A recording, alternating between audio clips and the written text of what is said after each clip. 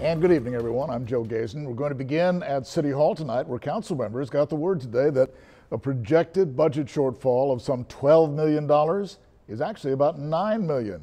Refiguring the numbers and more cost cutting was said to be the main reason for the change. And they were told that by following some new spending recommendations from city staff, the shortfall could actually drop to about $2 million.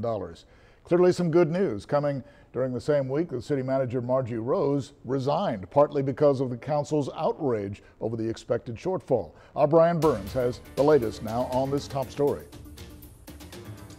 The news came during a budget workshop in council chambers. Because of revenue increases, cuts in different departments, and increased efficiencies in others, the more than $12 million budget shortfall for next year has been reduced to around $9 million. And if council approves more staff recommendations, that figure could drop to $2 million. Although more work needs to be done, council members are relieved. Staff is to give credit to, is who to give credit to. They've done an excellent job in dwindling, that deficit down. Councilmember Paulette Guajardo says with this new lower estimate, cuts in public safety could be restored. It's a very important issue to me because it affects every single family.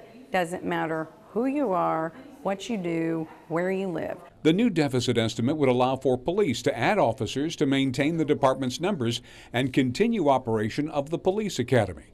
Council members were also presented with 2 fee increase proposals for solid waste, which would go towards city streets. Staff recommends a $2.21 cent a month increase, and the United Chamber of Commerce recommended an additional $2 increase based on the wear and tear caused by garbage trucks on city streets.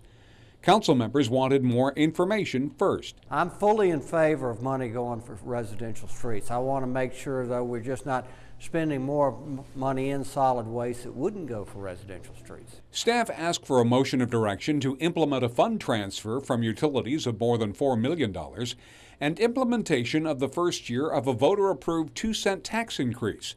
That would mean for a $185,000 home, an additional $37 in taxes per year. Council and staff plan to continue ways to find cost savings to eliminate the remainder of the deficit. Brian Burns, 3 News. And of course, the council cannot have a deficit. They're required to submit a balanced budget by the end of July. And all the council members we talked to today said they were on track for that.